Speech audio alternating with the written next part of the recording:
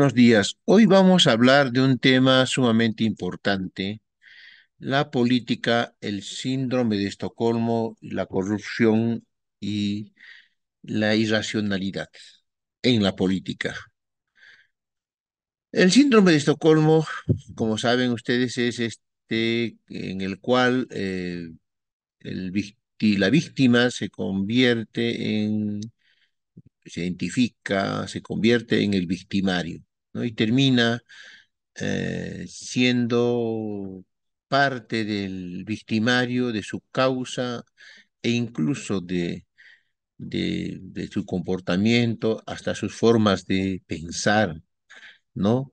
Es algo así como volverse como el enemigo, ¿no? Yo lucho contra un enemigo por razones de ideas, principios que tengo contrarios a él y al final termino como él. Y quiero, para hablar del Perú, ver un caso grande de esto, el caso de Xi Jinping, la China actual, y el APRA, ¿no? El APRA, APRA y el APRA entre comillas, que voy a diferenciar bien. APRA es lo que fue y el APRA entre comillas, el secuestro del nombre del APRA. Xi Jinping, el actual tirano, caudillo y mandarín de China, es hijo de uno de las víctimas de la Revolución Cultural China, este fenómeno que ocurre entre fines del 50 e inicios de los 60, donde pues se quiere convertir a China en unos años lo que no hizo en miles, pasar de una sociedad agraria elemental a una sociedad industrial, ¿no es cierto? Lo cual lleva a que dejen el agro, utilicen los aperos para construir hierro, por decirte, en la parte siderúrgica, y abandonen la ciudad, y como no da resultado, pues al abandonar el campo se producen casi 40 millones de muertos, que hasta ahora nadie los ha juzgado. Cae Mao, entra sí, Deng Xiaoping, entonces sí optan el capitalismo más brutal, ni siquiera capitalismo, el mercantilismo más brutal, pero conservan el comunismo, ¿no? Y son reprimidos todos los que se oponen a esta brutalidad anterior, ¿no? Porque es un régimen brutal, se centraliza más el poder, y uno de ellos es el papá del actual mandarín de China, ¿no? Víctima del maoísmo primero y luego de toda esta línea política, debía odiarla, ¿no? Debía ser víctima, debía haber hoy sido un demócrata que lucha contra la autocracia, pero no.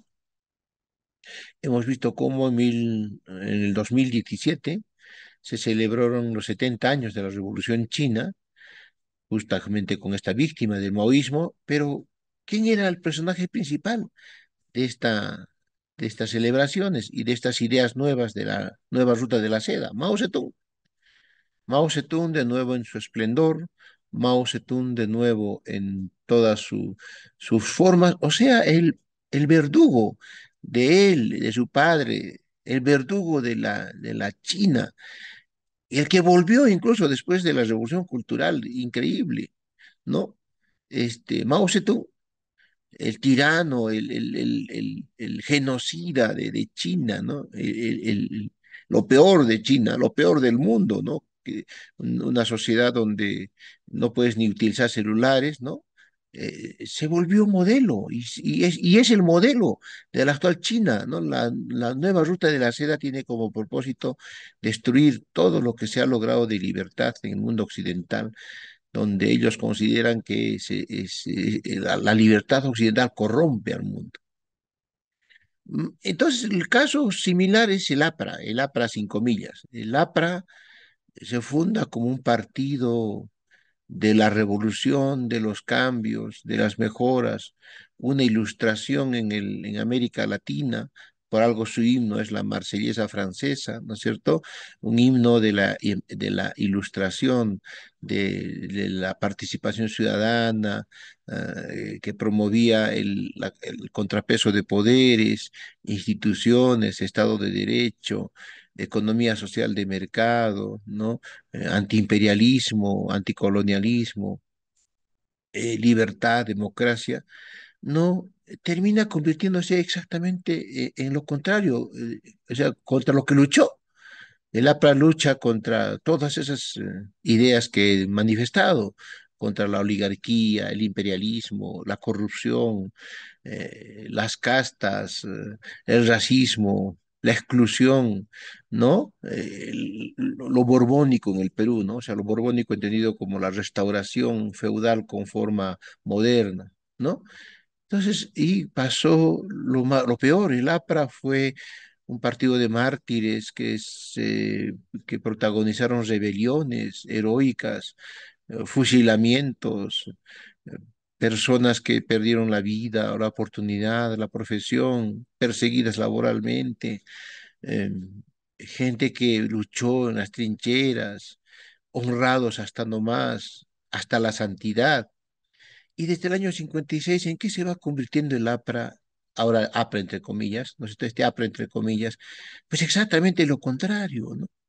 La que organiza todo el aparato corrupto en el Perú, empezando por el Poder Judicial, luego la Fiscalía, ¿no?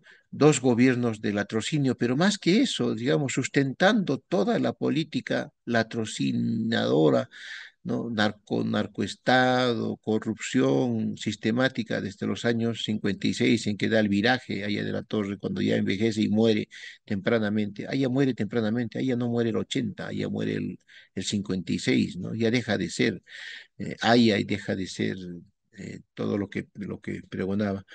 Entonces, pues toda eh, estas dos muestras de la gran corrupción, el gran cambio, cómo es que eh, gente que había luchado contra algo se convierte en ese algo, en el enemigo, ¿no?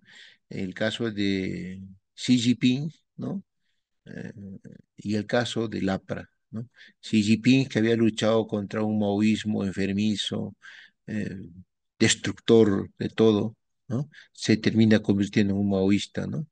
Y el APRA 5 millas, que había peleado contra el imperialismo, la oligarquía, la corrupción, terminó convirtiéndose exactamente en lo mismo, el aparato más perfecto, permanente, histórico, la madre de todas las corrupciones en el Perú y ejemplo de todas las corrupciones en Latinoamérica y quizás en el mundo, con Lambert, Carlos Enrique Melgar y el más grande de todos los capos y los delincuentes, Alan García y el alanismo que hoy siguen usurpando este nombre sagrado del APRA, que hoy es APRA entre comillas, secuestrado por este grupo.